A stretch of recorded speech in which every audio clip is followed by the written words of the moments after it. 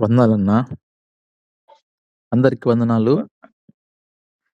ప్రభునందు ప్రియమైన వాళ్ళారా, ఈ సమయంలో మనం కొన్ని నిమిషాలు దేవుని వాక్యాన్ని ధ్యానించుకుందాం. వాక్యానికి వెళ్ళకముందు ప్రార్థన చేసుకుందాం. మహాగణుడా, మహోన్నతుడా, పరిశుద్ధుడా, నిత్య నివాసి, నిన్న నేడు నిరంతరము ఏకరీతిగా ఉన్న మా ప్రియ పరలోకపు తండ్రి, మీ ఘనమైన శ్రేష్టమైన నామానికి స్తోత్రం తండ్రి. ఈ ఉదయకాల సమయంలో నాయన కొన్ని నిమిషాలు నాయన మేము పాటలు పాడుకొని మీ నామాన్ని మహింపరిచి వాక్యాన్ని ధ్యానించుకునే భాగ్యం ఇచ్చారు. అందును బట్టి మీకు వందనాలు తెలియజేస్తున్నాం తండ్రి. నన్ను మీరు మీ బోరగా వాడుకొని ప్రభువా, వింటున్న ప్రతి ఒక్కరినైనా శ్రద్ధగా నైనా మీ వాక్యాన్ని వినడానికి సహాయం దయచేయమని, నన్ను కూడా ప్రభువా మీ యొక్క సిలువ చాటును మరుగుపరచమని యేసుక్రీస్తు నామములో అడిగి పెట్టుకుంటున్నాను తండ్రి. ఆమేన్. ఆమేన్. ఆమేన్. ఆమేన్. ప్రభునందు ప్రియమైన వాళ్ళారా, ఈ యొక్క వాక్య భాగంలో నీతిమంతులు అనే మాటను మనం చూస్తూ ఉన్నాం.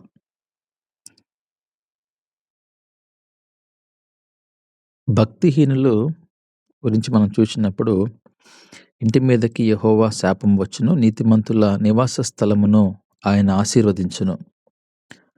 అయితే ఇక్కడ నీతిమంతుల గురించి మనం కొన్ని విషయాలు నేర్చుకుందాం. అందులో నుంచి మనకు ఆశీర్వాదం గురించి తెలుసుకోవచ్చు. మొట్టమొదటిగా ఈ యొక్క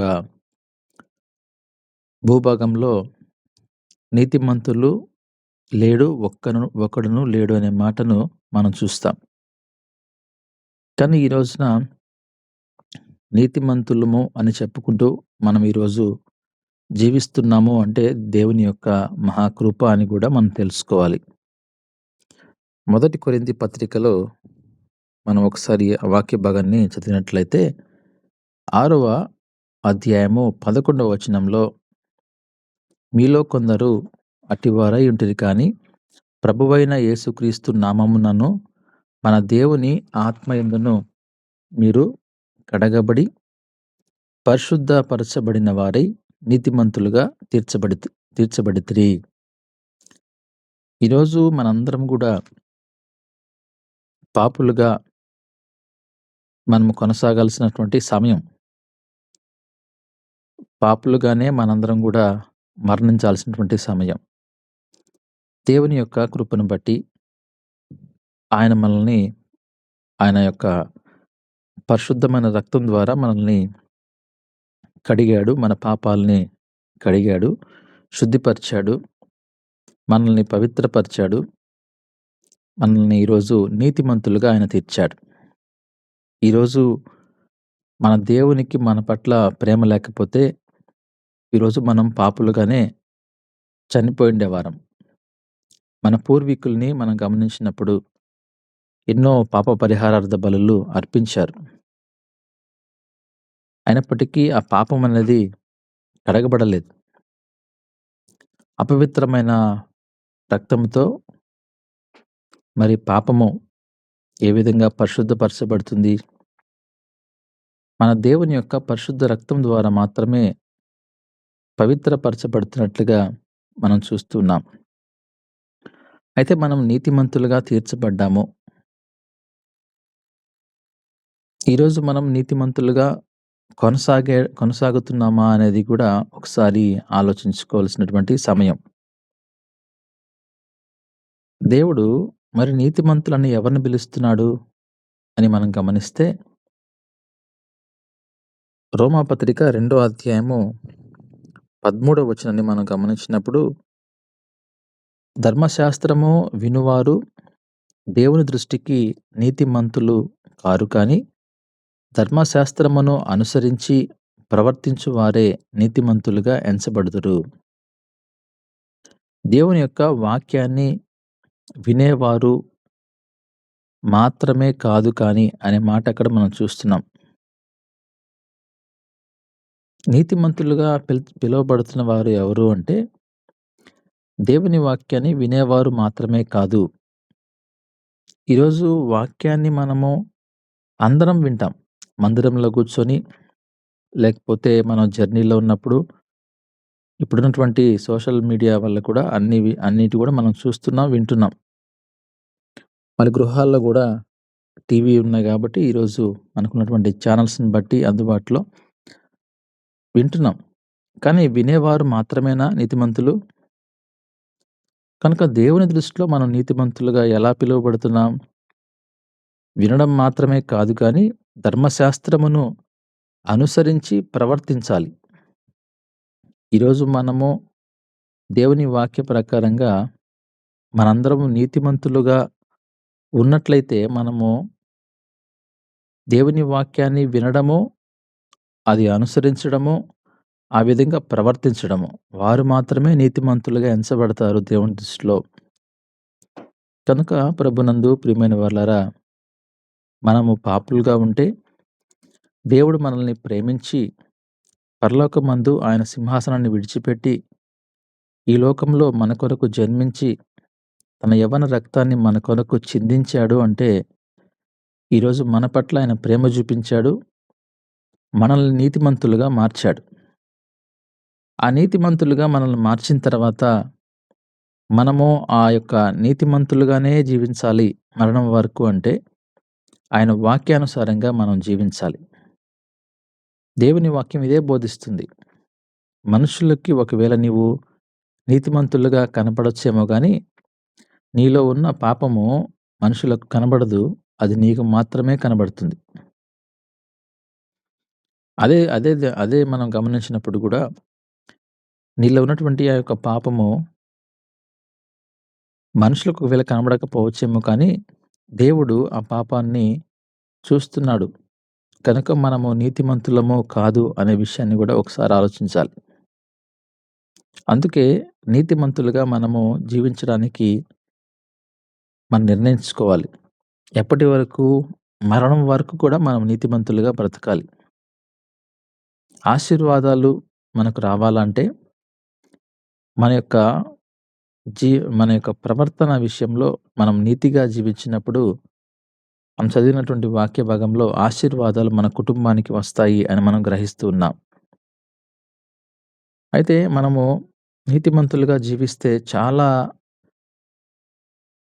ఆశీర్వాదాలంటే చాలా విషయాల్లో మనం గమనించినప్పుడు ఎన్నో దీవెనలు ఆయన మనకిస్తున్నాడు. నేను కొన్ని మాత్రం చెప్తాను. అవన్నీ గూడా మనం చదువుకొనుంటాం. అయినప్పటికి కూడా మరొకసారి వాటిని నెమరు వేసుకుందాం. కీర్తనలు 37వ కీర్తన 25వ వచనాన్ని మనం గమనించినప్పుడు, నీతిమంతులు విడువబడుట గాని, వారి సంతానము భిక్షమెత్తుట గాని నేను చూచి ఉండలేదు. నీతిమంతులుగా మనం జీవిస్తే, మనం ఎప్పుడు గూడా ఆయన మనల్ని విడిచిపెట్టను అంటున్నాడు. ఎప్పుడు గూడా ఆయన యొక్క కబంధ హస్తాల్లో మనం ఉంటాం. రెక్కల చాటున భద్రంగా ఉంటాం. మనల్ని ఎప్పుడు గూడా ఆయన విడిచిపెట్టడు. మనల్ని ఎప్పుడు గూడా ఆయన కాపాడుతూ ఉంటాడు. అదే సమయంలో మన సంతానాన్ని గూడా ఆయన దీవిస్తాడు. ఎలా దీవిస్తాడు? వాళ్ళు జీవించినంత కాలం మన సంతానం అంతా గూడా, ఒకవేళ మనము ఈ లోకాన్ని విడిచిపెట్టి వెళ్ళిపోయినప్పటికీ, మన సంతానం అంతా గూడా చాలా సంతోషంగా, చాలా సమృద్ధిగా, ఒకరిని అడిగి బ్రతికే విధంగా ఆయన ఉంచడు. ఈ రోజున పూర్వీకులు మంచిగా బ్రతుకుంటారు గానీ, వాళ్ళ సంతానం చాలామంది గూడా అడుక్కొని, లేకపోతే భిక్షమెత్తి, లేకపోతే ఇతరుల సహాయం కోరి బ్రతికే కుటుంబాలు ఎన్నో ఉన్నాయి. అయితే నీతిమంతులుగా జీవిస్తే ఎటువంటి ఆశీర్వాదం మనకు దేవుడిస్తున్నాడు అంటే, మనల్ని మాత్రమే కాదు, మన సంతానాన్ని గూడా ఆయన దీవిస్తాడు అనే విషయాన్ని మనం నేర్చుకోవాలి. అదే విధంగా మరొక వాక్య భాగాన్ని గమనించినప్పుడు, 68వ కీర్తన 3వ వచనాన్ని మనం చదువుకున్నట్లయితే, నీతిమంతులు సంతోషించుదురు గాక, వారు దేవుని సన్నిధిని ఉల్లసించుదురు గాక, వారు మహానందము పొందుదురు గాక. నీతిగా మనం జీవిస్తే, మనం ఎప్పుడు గూడా సంతోషంగా ఉంటాము.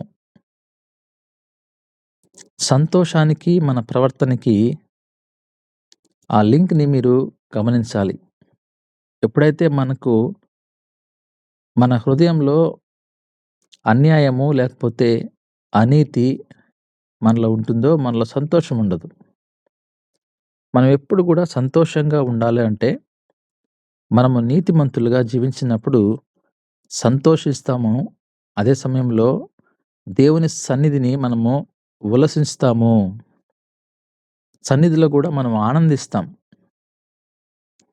అదే విధంగా మహానందం గూడా మనం పొందుకుంటాము అనేది ఇక్కడ మనం చూస్తూ ఉన్నాం. టోటల్‌గా మనం గమనించినప్పుడు మనకు సంతోషము అనేది మన కుటుంబంలో గావచ్చు, లేకపోతే సంఘంలో గావచ్చు, మన వ్యక్తిగతంగా మనం సంతోషంగా ఉండాలి అంటే నీతిగా జీవించడం మనం నేర్చుకోవాలి. నీతిగా జీవించడం అంటే నేను మీకు ప్రారంభంలో చెప్పినట్లుగా మనకై మనము నీతిగా ఉన్నాము అని చెప్పుకోవడం కాదు గొప్పతనం గానీ, మన గురించి ఇతరులు చెప్పడం కూడా కాదు గానీ, దేవుని దృష్టికి నీతిమంతుడిగా మనం బ్రతకడం అనేది ఏంటి అనేది ఆలోచించాలి. దేవుని వాక్యాన్ని చదవడము, వాక్య ప్రకారంగా జీవించడము అనేదే మనం చూస్తున్నాం గదా! మరి అలా జీవించినప్పుడు మనము సంతోషంగా ఉంటాము, ఉల్లసిస్తాము, మహానందం పొందుతామని దేవుని వాక్యం సెలవిస్తా ఉంది. ప్రభునందు ప్రియమైన వార్లారా, ఇది గూడా ఒక ఆశీర్వాదం. కుటుంబంలో సంతోషం ఉండడం అనేది ఆశీర్వాదం. మన వ్యక్తిగతంగా మనం గూడా సంతోషంగా, ఉల్లాసంగా ఉండడం గూడా ఒక ఆశీర్వాదం. ఈ ఆశీర్వాదం దేవుడు నీతిమంతులకు ఇస్తూ ఉన్నాడు. అఫ్‌కోర్స్ కొన్ని సమయాల్లో మనము సాతాను చేత శోధింపబడుతూ ఉంటాం. కానీ మనము మన జీవితంలో ఆనందాన్ని అనుభవిస్తాము అనేది కూడా సత్యం. మరొక వాక్య భాగాన్ని మనం చూసినప్పుడు 92వ కీర్తనలో గూడా మనము ఒక వాక్యాన్ని మనం చూస్తాం. నీతిగా జీవించినప్పుడు ఖర్జూర వృక్షము వలె మొవ్వవేయుదురు. నీతిమంతులుగా మనం జీవిస్తే వారు ఖర్జూర వృక్షం వలె వాళ్ళు మొవ్వవేస్తూ ఉంటారు. ఖర్జూర వృక్షము ఎప్పుడు గూడా పచ్చగా ఉంటుంది. ఎప్పుడు గూడా దాని యొక్క స్థితి ఎండిపోవడం అనేది ఉండదు అని మనము చూస్తూ ఉంటాం. కనుక మన జీవిత ప్రయాణంలో గూడా ఒక ఖర్జూర వృక్షంతో నీతిమంతుని యొక్క జీవితాన్ని దేవుడు పోలుస్తూ ఉన్నాడు. ఎందుకని అలా పోలుస్తున్నాడు అంటే, నీతిగా మనం బ్రతికినప్పుడు దేవుడు మన జీవితాన్ని గూడా అంత చక్కగా, అంత పచ్చగా మన జీవితాన్ని ఉంచుతాడు. అదే విధంగా లెబానోను మీద దేవదారు వృక్షము వలె వారు ఎదుగుతారు. దేవదారు వృక్షం వలె వారు ఎదుగుతారు.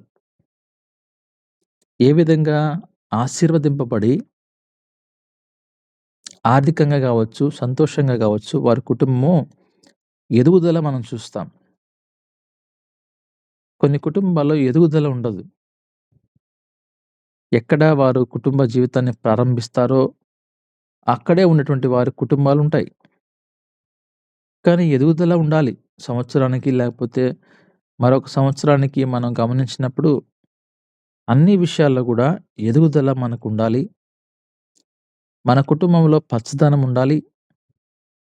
ఇలా ఎప్పుడుంటుంది అంటే మనం నీతిగా జీవించినప్పుడు మన యొక్క కుటుంబ జీవితంలో కావచ్చు, మన వ్యక్తిగత జీవితంలో కావచ్చు ఎదుగుదల అనేది మనం చూస్తాము అని ఇక్కడ మనం నేర్చుకుంటున్నాం. అందుకే ఆయన ఖర్జూర వృక్షంతో పోలుస్తున్నాడు. లెబానోను వృక్షంతో, దేవదారు వృక్షంతో ఆయన పోలుస్తున్నాడు. ప్రభునందు ప్రియమైన వారలారా, మనం కొన్ని చెట్లను మనం చూసినప్పుడు వాటి యొక్క అందాన్ని మనం ఎంతగానో వర్ణించుకుంటూ సంతోషిస్తాం. కనుక మన జీవితంలో కూడా అలాంటి సంతోషాన్ని మనం చూసినప్పుడు మనల్ని చూసి ఇతరులు నేర్చుకుంటారు కదా! కనుక మనము ఇవన్నీ గూడా ఈ ఆశీర్వాదాలు దేవుడు ఎవరికిస్తున్నాడు? నీతిగా జీవించిన వాడికి ఇటువంటి ఆశీర్వాదాలు ఇస్తున్నాడు. కనుక మనం చూసినప్పుడు మరొక వాక్య భాగానికి వెళ్దాం. 97వ కీర్తన 11వ వచనాన్ని గమనించినప్పుడు నీతిమంతులు కొరకు వెలుగును, యథార్థవంతుల కొరకు ఆనందమును విత్తబడి ఉన్నవి. మన కొరకు ఆయన వెలుగును విత్తుతాడు. దేవుని వాక్యము నీ పాదములకు దీపంగా ఉంటుంది. వెలుగు విత్తడము అంటే చాలా గొప్ప విషయం. నీతిమంతులుగా మనం బ్రతుకుతున్నప్పుడు మన మీద ఎప్పుడు కూడా తన వెలుగు ప్రకాశింపజేస్తాడు. ఎప్పుడైతే మన మీద ఆయన వెలుగు ప్రకాశింపబడుతూ ఉంటుందో, మన ప్రయాణం అంతా కూడా వెలుగుమయమై ఉంటుంది అనేది గమనించాలి. ఎప్పుడైతే మనకు వెలుగు తోడుగా ఉంటే, మన జీవిత ప్రయాణంలో ఎటువంటి అంధకారానికి చోటు ఉండదు. అంధకారానికి తావు ఉండదు. వెలుగు అనేది దేవుని వాక్యానికి సాదృశ్యంగా ఉంది. వెలుగు అనేది దేవునికి సాదృశ్యంగా ఉంది. కనుక దేవుడు మనకు తోడుగా ఉన్నప్పుడు మన జీవితం అనేది వెలుగుమయంగా, సంతోషదాయకంగా ఉన్నట్లుగా మనం గమనించాలి. ఎవరికి వెలుగుంటుంది? ఇదొక ఆశీర్వాదం. మన జీవితంలో వెలుగు మనకు ఎప్పుడు కూడా తోడుగా రావాలి అంటే నీతిగా మనం జీవించడం నేర్చుకోవాలి. నీతిగా మనం బ్రతికినప్పుడు, దేవుని దృష్టిలో మనం నీతిమంతులుగా తీర్చబడినప్పుడు దేవుడు మనకు తోడుగా ఉంటాడు. ఆయన మన కొరకు వెలుగును విత్తుతాను అంటున్నాడు. ఇక్కడ విత్తడము అనే మాటను గమనిస్తే, ఒక విత్తనం విత్తినప్పుడు ఏ విధంగా అయితే ఆ యొక్క మొట్టమొదటిగా ఆ విత్తనము రెండిటిగా పగిలితే అది ఒక మొక్కగా మొలిచి చెట్టుగా వెళ్తుందో, ఈ వెలుగు అనేది కూడా నీ మీద ప్రకాశించినప్పుడు, ఆ వెలుగు అనేది స్థిరంగా ఉంటూ, ఆ వెలుగు ప్రకాశం అనేది పెరుగుతుంది గానీ, ఆ ప్రకాశం అనేది తగ్గదు ఎప్పుడు కూడా. ఎందుకని? దేవుడు విత్తినటువంటి ఆ యొక్క వెలుగు ఎప్పుడు గూడా అభివృద్ధి చెందేదిగా ఉంటుంది. మన జీవితంలో మనకు మాత్రమే గాదు, మన కుటుంబ సభ్యులందరికి కూడా ఆ వెలుగుని ఆయన ప్రకాశింపజేస్తాడు. ఈరోజు ఆయన ఈ లోకానికి వచ్చాడు, ఈ లోకంలో జన్మించాడు అంటే, ఆయన వెలుగు ఈ లోకం మీద ప్రకాశింపబడింది. ఎప్పుడైతే ఆ వెలుగు ప్రకాశింపబడిందో, చీకటి అంతా తొలగిపోయినట్లుగా మనం చూస్తున్నాం. కనుక ఆ చీకటి అనేది పోవాలి అంటే వెలుగు మన మీద ప్రకాశింపబడాలి. వెలుగు ప్రకాశింపబడాలంటే మనము నీతిగా బ్రతకాలి, నీతిగా జీవించాలి. కనుక ప్రభునందు ప్రియమైన వారలారా, ఈ యొక్క వాక్యాన్ని బట్టి మన మీద, మన జీవితంలో దేవుడు వెలుగుని విత్తి ఉన్నాడా లేదా అనేది కూడా ఒకసారి మనము ఆలోచించుకోవాలి. అదేవిధంగా 11వ సామెతలు గ్రంథము 11వ అధ్యాయము 10వ వచనాన్ని మనం గమనించినప్పుడు, నీతిమంతులు వర్ధిల్లుట పట్టణమునకు సంతోషకరము. నీతిమంతుల వల్ల పట్టణము అనేది సంతోషింపబడుతుందంట. చూసారండి?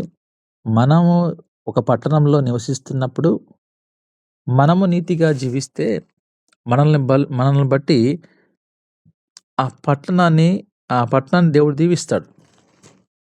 ఆ పట్టణాన్ని దేవుడు వర్ధిల్లజేస్తాడు. ఎంత గొప్ప ఆశీర్వాదం కదా అది! ఒక పట్టణంలో మనం ఉన్నప్పుడు, మన ప్రవర్తన బట్టి దేవుడు ఆ పట్టణాన్ని కాపాడుతాను అంటున్నాడుగా. మరి మనం కూడా ఒకసారి ఆదికాండంలో ఈ వాక్య భాగాన్ని మనం చూస్తే 18వ అధ్యాయము 32వ వచనాన్ని మనం గమనించినప్పుడు, అక్కడ అతడు ప్రభువు కోపపడని ఎడల నేనింకో మారే మాట్లాడెదను. ఒకవేళ అక్కడ 10 మంది కనబడుదురేమో అనినప్పుడు ఆయన ఆ 10 మంది బట్టి నాశనము చేయక ఉందును అని ఇక్కడ వాక్య భాగం చూస్తూ ఉన్నాం.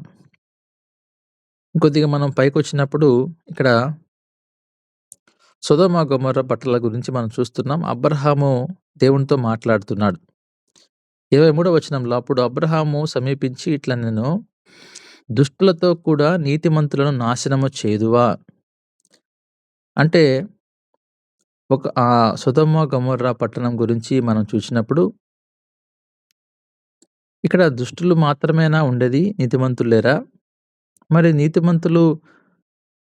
నీతిమంతులను కూడా దుష్టులతో పాటే నాశనం చేస్తావా అని దేవుడిని ప్రశ్న వేస్తున్నప్పుడు, మళ్ళీ అదే విధంగా అబ్రహాం మాట్లాడుతూ, ఆ పట్టణంలో ఒకవేళ 50 మంది నీతిమంతులు ఉండిన ఎడల, దానిలో నుండి 50 మంది నీతిమంతుల నిమిత్తము ఆ స్థలమును నాశనము చేయక కాయవా? అని ప్రశ్న దేవునితో మరి అబ్రహాం అంటున్నప్పుడు, దేవుడు చక్కని మాటను అక్కడ అంటాడు. కనుక 50 మందే కాదు, 10 మంది ఉన్నప్పుడు కూడా నేను దాన్ని నాశనము చేయను అంటాడు. చూడండి ఆ మాట మనం చూస్తాం 32వ వచనంలో. ఆయన 10 మందిని బట్టి నాశనము చేయక యుందునెను. 10 మంది ఉన్నప్పటికి కూడా నేను నాశనం చేయను. నీతిమంతులుగా మనం ఉన్నప్పుడు మనల్ని బట్టి ఆ పట్టణము దీవించబడుతుంది. మనం ఎక్కడైతే నివసిస్తున్నామో ఆ ప్రాంతము కూడా రక్షింపబడుతుంది, దీవించబడుతుందనే విషయాన్ని గమనించాలి. నిన్న కూడా మనం వాక్యాన్ని విన్నప్పుడు కూడా మనము ఒక కావలివాడిగా ఉన్నాము అనే మాట మనం వాక్యాన్ని విన్నాం. మనం ఎక్కడైతే ఏ ప్రాంతంలో మనం ఉంటామో, మన చుట్టుపక్కల ప్రాంతాలన్నిటికి కూడా మనం ఆశీర్వాదకరంగా ఉంటాము అనేది సత్యము. అందుకే మనల్ని బట్టి ఆ పట్టణం కావచ్చు, ఆ ప్రాంతం కావచ్చు దీవించబడుతుందనేది మనం గమనించాలి. అందుకే ఈ యొక్క సామెతల గ్రంథము 11వ అధ్యాయం 10వ వచనంలో, నీతిమంతులను బట్టి పట్టణము వర్ధిల్లింపబడుతుంది. అదేవిధంగా పట్టణమునకు సంతోషకరము అనే మాట చూస్తున్నాం. అంత మంచి ప్రాముఖ్యత దేవుడు నీతిమంతులకు ఇచ్చాడు. అదొక మంచి ఆశీర్వాదం. నిన్ను బట్టి నీ కుటుంబము ఆశీర్వదింపబడటము ఒక ఎత్తైతే, నిన్ను బట్టి నీ యొక్క ప్రాంతము అనగా నీ గ్రామము, నువ్వు ఉంటున్నటువంటి ఆ స్థలము, ఆ యొక్క నివాస స్థలము యొక్క చుట్టుపక్కల ప్రాంతం అంతా కూడా దీవించబడుతుందంటే అది ఎంత సంతోషమండి. దేవుని దృష్టిలో నీతిమంతులుగా జీవించే అందరి యొక్క కుటుంబాల్లో ఇలాంటి ఆశీర్వాదాన్ని మనం చూస్తాం. అందుకే ఎంతగానో అబ్రహాం అంటున్నాడు, అయ్యా 10 మంది ఉంటే రక్షింపవా ఆ పట్టణాన్ని? అందరిని నాశనం చేస్తావా? లేదు లేదు లేదు, 10 మంది ఉన్నప్పటికీ నేను నాశనం చేయను అంటున్నాడు కదా. అంటే 10 మంది నీతిమంతులను బట్టి ఆ దుష్టులైనటువంటి ప్రాంతమంతా దేవుడు రక్షిస్తున్నాడు, కాపాడుతున్నాడు. ప్రభునందు ప్రియమైన వారలారా, నీతిగా జీవించినటువంటి మనందరికి కూడా దేవుడు ఇస్తున్న ఆశీర్వాదాలు ఇవన్నీ కూడా. మరొక వాక్య భాగాన్ని చూద్దాం. కీర్తనలు 11వ అధ్యాయము 28 సామెతల గ్రంథం 11:28 వచనాన్ని మనము చూసినప్పుడు, నీతిమంతులు చిగురాకు వలె వృద్ధి నొందుదురు. ఎప్పుడు కూడా ఒక నీతిగా మనం జీవిస్తే మనకు వృద్ధి అనేది ఉంటుంది, డెవలప్మెంట్. ఈ డెవలప్మెంట్ అనేది ప్రతి ఒక్కరు కోరుకుంటారు. మనము ఉద్యోగం చేసేటువంటి ఆ యొక్క సమయంలో కూడా మన జీతం కూడా పెరగాలని కోరుకుంటాం. ఎవరైతే పనికి వెళ్తూ ఉంటారో వారు కూడా మన జీతం పెరిగితే బాగుండు అనుకుంటాం. అయితే ఒక చిగురాకు ఏ విధంగా అయితే అది వృద్ధి చెందుతూ ఉంటుందో, ఆ మొదట్లో ఉన్నటువంటి ఆ యొక్క ఆకు యొక్క విస్తీర్ణత కావచ్చు, ఆ చిగురు ఆకు అనేది పెరుగుతూ పోతుంటుంది. దినదినం కూడా అది ఎప్పుడు కూడా తగ్గడం ఉండదు గానీ, అది పెరగడానికే ఆ ఆకు ప్రయత్నిస్తూ ఉంటుంది. నీతిగా మనం జీవించినప్పుడు గూడా, మన జీవితం గూడా ఎదుగుదలలో అదే విధంగా వృద్ధి చెందే విధంగా ఉంటుంది. ఆ వృద్ధి చెందాలి అంటే మనము నీతిగా జీవించాలని ఆయన చెప్తూ ఉన్నాడు. ఇలా మనము ఎన్నో ఆశీర్వాదాల్ని మనము ఈరోజు వింటూ ఉన్నాం. చాలా ఉన్నాయి. అందులో నుంచి మనం కొన్ని మాత్రమే ధ్యానించుకుంటున్నాం. కనుక నీతిగా జీవించేటువంటి వాడి యొక్క జీవితము తేజోపమానంగా ఉన్నట్టుగా మనం గమనించాలి. ఇదొక సామెతల గ్రంథము 15వ అధ్యాయము 29వ వచనాన్ని గూడా మనం చదివినప్పుడు, భక్తిహీనులు యెహోవా భక్తిహీనులకు యెహోవా దూరస్తుడు. నీతిమంతుల ప్రార్థన ఆయన అంగీకరిస్తాడు. నీతిమంతుల ప్రార్థన ఆయన అంగీకరించును. ప్రార్థన గూడా మనకు దేవుడు అందరి ప్రార్థనలు ఆలకించడు అనడానికి కూడా మనము ఈ వాక్య భాగాన్ని తీసుకోవాలి. ఈరోజు ఎంతోమంది ప్రార్థన చేస్తారు. ఈరోజు మనందరం గూడా ప్రార్థన చేస్తూ ఉంటాం. ప్రతిదినం గూడా మనం ప్రార్థన చేసుకుంటూ ఉంటాం. నిద్ర లేచినప్పుడు కావచ్చు, ఒకవేళ నిద్రపోయేంత వరకు మనం ఎన్నో సార్లు ప్రార్థన చేస్తూ ఉంటాం. అయితే మన ప్రార్థన దేవుడు ఆలకిస్తున్నాడా అంటే, నీతిమంతుల ప్రార్థననే ఆయన ఆలకిస్తాడు. ఎందుకని? ఒకవేళ మనం పాపంతో జీవిస్తూ ప్రార్థన చేస్తే, మనకు ఆయనకు మధ్య మన అపరాధాలు అడ్డుగా ఉన్నాయి అంటున్నాడు. అందుకే నీతిమంతులుగా బ్రతకాలి. నీతిమంతులుగా మనం జీవించినప్పుడు మన ప్రార్థన ఆయనకు అంగీకారంగా ఉంటుంది. ఆయన ఆలకిస్తాడు. నీ ప్రార్థనకు గూడా ఆయన సమాధానం ఇస్తాడు. ఇదొక ఆశీర్వాదం. దేవుడు మన ప్రార్థన వినడం అనేది చాలా గొప్ప ఆశీర్వాదం. కొందరు చాలా పెద్ద ప్రార్థన చేస్తారు. ఎక్కువ సేపు ప్రార్థన చేయాలని ప్రయత్నం చేస్తారు. మరి ఆ ప్రార్థన దేవునికి అంగీకారంగా ఉండకపోతే దానివల్ల ప్రయోజనం ఏంటి? సుంకరి, పాపి విషయంలో గూడా మనం తీసుకోవచ్చు. కనుక మనం చూసినప్పుడు ఎంతోమంది ప్రార్థనలు మరి మనం బైబిల్‌లో చూడొచ్చు. ఎవరి ప్రార్థన దేవుడు ఆలకించాడు? పెద్ద ప్రార్థన కాదు. లేకపోతే ఎన్ని మార్లు మనం ప్రార్థన చేసామనేది కాదు. కానీ చిన్న ప్రార్థన అయినప్పటికీ కూడా, ఆ ప్రార్థన చేసేటువంటి వాడి యొక్క ప్రవర్తన నీతిగా ఉందా లేదా అనేది ప్రాముఖ్యమైన విషయము అనేది మనం గమనించాలి. నీతిమంతులుగా మనము జీవించినప్పుడు మన ప్రార్థన ఆయన ఆలకిస్తాడు. ప్రభునందు ప్రియమైన వారలారా, ఈరోజు మనము మన జీవిత ప్రయాణంలో మనం ఎన్నో మార్లు ప్రార్థన చేస్తున్నాం. మరి మన ప్రార్థన దేవుడు అంగీకరిస్తున్నాడా? మన ప్రార్థన ఆయన వింటున్నాడా అనేది ఒకసారి మనల్ని మనమే పరీక్షించుకోవాలి. లేకపోతే మనము ఆలోచించాలి. చివరిగా ఒక మాట చెప్పి నేను ముగిస్తాను. సామెతల గ్రంథము 28వ అధ్యాయము 1వ వచనంలో, ఎవడైనను ఎవడును తరుమకుండానే దుష్టుడు పారిపోవును. నీతిమంతులు సింహము వలె ధైర్యంగా ఉంటారు. సింహాన్ని ఇక్కడ మనతో పోలుస్తున్నాడు. నీతిమంతులు సింహము. సింహం ఎప్పుడు కూడా ఏ యొక్క జంతువుకి భయపడదు. ధైర్యంగా ఉంటుంది. ధైర్యంగా ఎదిరిస్తుంది. నీతిగా జీవించేవాడు కూడా ధైర్యంగా ఉంటాడు. సింహంలాగా ఎప్పుడు ధైర్యంగా ఉంటాడు. ఎవరికీ భయపడ్డు. ఎందుకని భయపడ్డు అంటే, ఇతరులకు భయపడే విధంగా అతని ప్రవర్తన లేదు. ఇతరులకు లోబడే విధంగా అతని ప్రవర్తన లేదు. అతని ప్రవర్తన నీతిగా ఉంది గనక, అతని ప్రయాణము ప్రతి ఒక్క ప్రతి ఒక్క అంశం గూడా నీతిగా ఉంది గనక అతను ఇతరులకు భయపడ్డు. కనుక వారు సింహంలాగా ధైర్యంగా ఉంటారు అనే మాట చూస్తున్నాం. మనం ధైర్యంగా మన జీవితంలో ఉండాలి. ధైర్యంగా మనం బ్రతకాలంటే మనం నీతిగా బ్రతకాలి.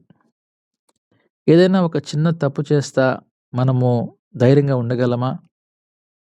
ధైర్యంగా ఉండలేం. ఎవరో ఒకరికి మనం భయపడాల్సిందే. లేదంటే ఎవరైనా ఏమన్నా అంటారేమో అని మనము జడియాల్సిందే. ఎందుకని? నీ తప్పుని ఒకవేళ వాళ్ళు చూపిస్తారేమో అన్నటువంటి ఒక భయంతో, బిడియంతో మనం ముందుకు వెళ్ళాల్సిందే. అదే మనము ఎటువంటి తప్పు చేయకుండా ఈ లోకంలో మనం జీవిస్తున్నప్పుడు మనుషుల కంటే ముందు దేవునికి మనము సమాధానం చెప్పే స్థితిలో మనం ఉన్నట్లయితే, దేవుడు మనకు సింహానికి ఇచ్చినటువంటి ధైర్యం దేవుడు మనకిస్తాడు. కనుక మనము నీతిగా జీవించినందువల్ల ఎన్నో ఆశీర్వాదాలు మనం నేర్చుకున్నాం. అందుకే దేవుడు మనల్ని నీతిమంతుడుగా తీర్చాడు. అయితే మనము ఆ నీతిమంతులుగా జీవించడానికి ఆయన మనకొక మార్గం చూపించాడు. నీతిమంతులుగా బ్రతకమంటూ ఉన్నాడు. నీతిమంతులుగా బ్రతికితే మీకు ఇన్ని ఆశీర్వాదాలు నేనిస్తానంటున్నాడు. నువ్వు విడువబడవు. నీ కుటుంబంలో సంతోషం ఉంటుంది. నువ్వు ఖర్జూర వృక్షం వలె మువ్వ వేస్తావు. అదే సమయంలో నీ వల్ల నీ పట్టణము దీవించబడుతుంది. అదేవిధంగా నీ జీవిత ప్రయాణంలో నీవు సింహంలాగా ధైర్యంగా ఉంటావు. నీ ప్రార్థన కూడా దేవుడు వింటాడని ఇన్ని ఆశీర్వాదాలు మనకిస్తున్నాడు. ప్రభునందు ప్రియమైన వారలారా, ఇటువంటి ఆశీర్వాదాలన్నీ మన జీవితంలో పొందుకోవాలి అంటే మనం చేయాల్సింది ఒకటే పని, అది నీతిగా జీవించడం. దేవుడు మనందరికి కూడా అటువంటి కృప దేవుడు మనందరికీ దయచేయాలని నేను కోరుకుంటూ ఈ వాక్య భాగాన్ని ముగిస్తున్నాను. అందరికీ వందనాలు.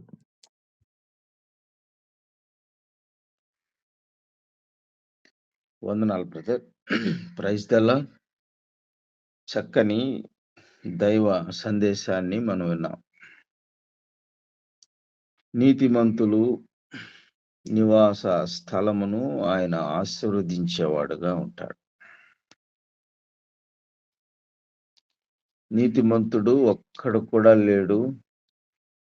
అందరూ పాపము చేసి దేవుడు అనుగ్రహించు మహిమను పొందలేనటువంటి స్థితిలో మానవుడు ఉన్నప్పుడు దేవుని మహాకృపను బట్టి యేసుక్రీస్తు ప్రభు యొక్క శిలువ బలియాగము ద్వారా నీతిమంతులుగా తీర్చబడటానికి దేవుడు మానవునికి కృపనిచ్చాడు. కాబట్టి నీతిమంతుడు విడవబడుట, భిక్షమెత్తుట నేను చూడలేదు అంటున్నాడు. నీతిమంతుడు ఎల్లప్పుడూ సంతోషిస్తాడు, ఉల్లసిస్తాడు అనే మాటలు మనం విన్నాం.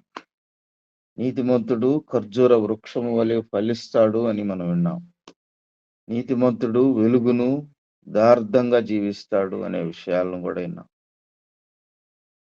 వర్ధిల్లుతాడు, అతని వలన పట్టణము సంతోషిస్తుంది, ఆశీర్వాదకరంగా ఉంటాడు అని మనం విన్నాం. చిగురాకు వలె వృద్ధి పొందుతాడు. నీతిమంతుని యొక్క ప్రార్థన దేవుడు ఆలకిస్తాడు, అంగీకరిస్తాడు. నీతిమంతుడు సింహము వలె యథార్థంగా ఉంటాడు, ధైర్యంగా ఉంటాడు అనే విషయాలు కూడా మనం విన్నాం. కాబట్టి విన్నటువంటి శ్రేష్టమైనటువంటి వాక్యాన్ని బట్టి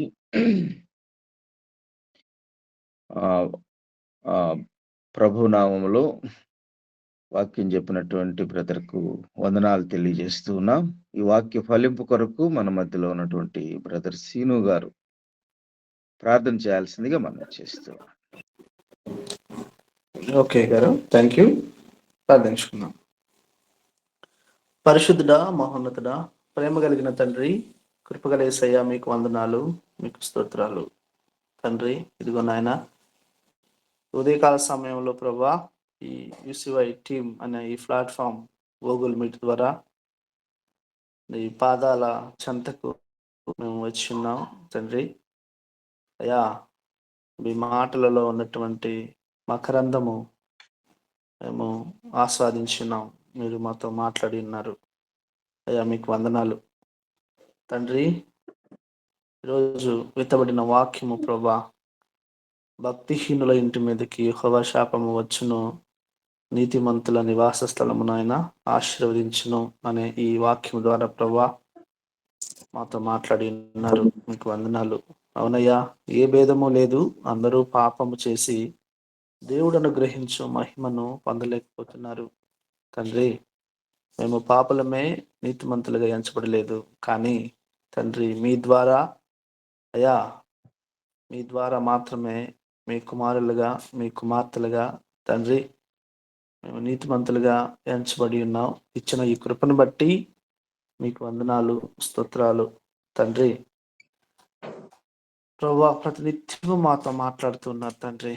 అయ్యా, విత్తబడిన వాక్యము మా హృదయాల్లో ఫలించాలి తండ్రి. ఎప్పుడూ నీరు కట్టి తండ్రి ఉపుకుతున్న తోట వల్లే మేము మీ సన్నిధిలో ఉండాలి ప్రభా. అవును తండ్రి. అయ్యా, వాక్యం వినటం మాత్రమే కాదు కానీ తండ్రి, ధర్మశాస్త్రాన్ని మీ లేఖనాలను అనుసరించి నడుచుకోవాలి. అప్పుడే నీతిమంతులుగా ఎంచబడతారని మీరు మాకు తెలియజేస్తున్నారు ప్రభా. మా జీవితాల్లో కూడా తండ్రి వినేవారిగా కాక ప్రాక్టికల్గా దాన్ని అనువదింపు చేసుకొని మా జీవిత ప్రయాణంలో మేము కొనసాగుతున్నప్పుడు, ముందుకు సాగుతున్నప్పుడు మీ మాటలను తండ్రి అనుసరించి నడుచుకునే విధంగా అయ్యా మన్ను మా అందరినీ తండ్రి మార్చమని ప్రార్థిస్తున్నాను తండ్రి.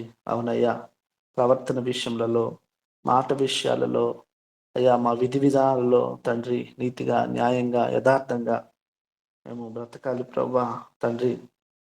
అలాగే నాయన, అలాగా జీవించినప్పుడు వారు విడవబడరు, వారి పిల్లలను మీరు ఆశీర్వదిస్తారు అని మీరు చెప్పి ఉన్నారు తండ్రి.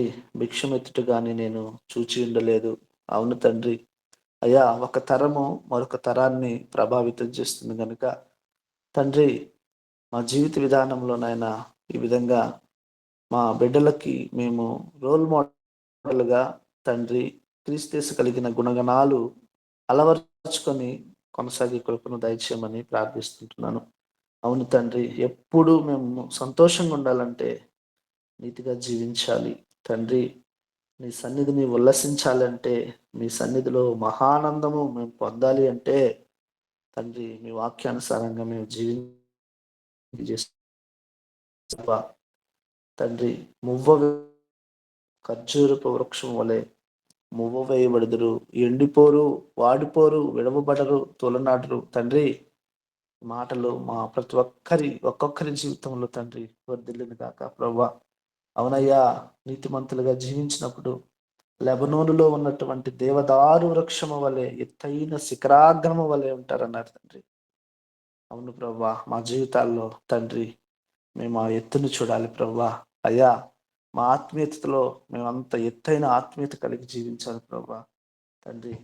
ఇటు ఈ మాటలను ప్రభా మేము నైనా అనువదించుకోవడానికి సహాయం చేయమని ప్రార్థిస్తూ ఉంటున్నాను తండ్రి. వెలుగుగా ఉండాలి తండ్రి. 10 మందికి దోవ చూపించాలి, త్రోవ చూపించాలి.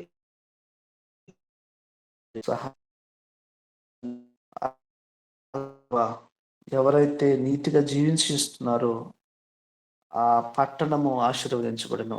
అవును తండ్రి. అయ్యా, నీ పిల్లలుగా మేము ఎక్కడున్నప్పుడు ఆ పట్టణం కావచ్చు, ఆ సంఘము కావచ్చు, ఆ కుటుంబం కావచ్చు, ఆ కాలనీ కావచ్చు, మేమున్న అటువంటి పరిసర ప్రాంతాలు కావచ్చు, మా బంధుమిత్రులు కావచ్చు, రక్త సంబంధికులు కావచ్చు, మేము ఎక్కడైతే ఉంటామో తండ్రి అయ్యా, మమ్మల్ని బట్టి ఆశీర్వదించాలి ప్రభా. నీ పిల్లలను బట్టి ఆశీర్వదించబడాలి తండ్రి. తండ్రి, ఇటువంటి జీవిత విధానాన్ని మాకు దయచేయమని ప్రార్థిస్తూ ఉంటున్నాను తండ్రి. అవును ప్రభా తండ్రి, సొదొమ గొమొర్రాలో 10 మందిని బట్టి ఆ పట్టణం నాశనం చేయబడలేదు. నీతిమంతులను బట్టి, యథార్థవంతులను బట్టి. అలాగే తండ్రి, మేము తండ్రి ఈ ఈసువై టీంలో ఉన్నటువంటి మా అందరినీ జ్ఞాపకం చేసుకోమని ప్రార్థిస్తూ ఉంటున్నాను తండ్రి. మాలో ఇంకా మలినం ఉందేమో, చెత్త ఉందేమో, యథార్థంగా ఉండటం లేదేమో, నీతి లేదేమో అయా, ఈ వాక్యము ద్వారా తండ్రి మా అందరి హృదయాలను మార్చండి, త్రిప్పివేయండి తండ్రి. ఈ వాక్యాన్ని బట్టి తండ్రి మాలో మార్పు రావాలి, మాలో గ్రహింపు రావాలి తండ్రి. ఆ విధంగా మేము ముందుకు సాగిపోయే కృపను దయచేయమని ప్రార్థిస్తూ ఉంటున్నాను తండ్రి. అవునయ్యా, నీతిమంతులు చిగురాకు వలె అన్నారు. అయ్యా, నీతిమంతులు చేయు ప్రార్థన మీకు అంగీకారం. మీరు వింటారు, మీరు ఆలకిస్తారు, మీరు జవాబు ఇస్తారు అన్నారు తండ్రి. ఇవన్నీ మేము పొందుకోవాలంటే, ఇవన్నీ తండ్రి మేము గ్రహించుకోవాలంటే మాలో నీతి ఉండాలి, యథార్థత ఉండాలి. అంటే ప్రభా, మీ లేఖనాలను బట్టి మేము జీవించాలి, వినేవారమే కాక ముందుకు సాగిపోయి అలాగే నాయన నీతిమంతులు సింహము వలె ధైర్యముగా నుందురు. అవును ప్రభా. తండ్రి, యూదా గోత్రపు సింహము తండ్రి నాయన, నీ పిల్లలు ధైర్యంగా ప్రతికూల సమస్యలకు వచ్చి ఆటుపోటలకు జడియకుండా, బెదరకుండా, అదిరిపోకుండా తండ్రి, కష్టాలలో వచ్చే ఇబ్బందుల్లో తండ్రి విశ్వాసాన్ని వృద్ధి చేసుకుని ముందుకు సాగిపోయే కృపను నాకు, మాకు, మా అందరికి దయచేయమని ఈ విత్తబడిన వాక్యము ఈరోజు ప్రభా మా అందరి హృదయాల్లో నాటబడి తండ్రి మొక్కై మానై చెట్టై ఎదిగి ప్రభా ఆ విధంగా మేము ముందుకు కొనసాగి దయచేయమని ప్రార్థిస్తున్నాను. విత్తబడినటువంటి మీ దాసులు ప్రభా వినీతన్న గారిని బట్టి ప్రార్థిస్తున్నాను. ప్రభా వారిని ఇంకా ఆశీర్వదించండి, ఇంకా బలపరచండి అయ్యా, ఇంకా మీ శక్తితో నింపమని ప్రార్థిస్తున్నాను. ఇంకా ఎన్నో ఆత్మీయ పాఠాలు, లోతైన మర్మాలు అన్న ద్వారా మీరు మాకు తెలియజేయమని ప్రార్థిస్తుంటున్నాను. తండ్రి, మనకు మంచి ఆరోగ్యాన్ని దయచేయమని ప్రార్థిస్తున్నాను. వారిని, వారి కుటుంబాన్ని, వారి పిల్లలను, వారి చేయు పనులు, ప్రయత్నాలు, ప్రయాణాలు, వారు వృత్తిపరంగా, వారి సేవల్లో, పరిచర్యల్లో, ప్రతి విషయంలో తండ్రి మీరు కలుగు చేసుకొని, జోక్యం చేసుకొని తండ్రి మీరు సిలువ చాటున భద్రపరచమని, మీ కుడి చేతి హస్తపు నీళ్ళలో దాచిపెట్టమని ప్రార్థిస్తున్నానయ్యా. మీకు వందనాలు.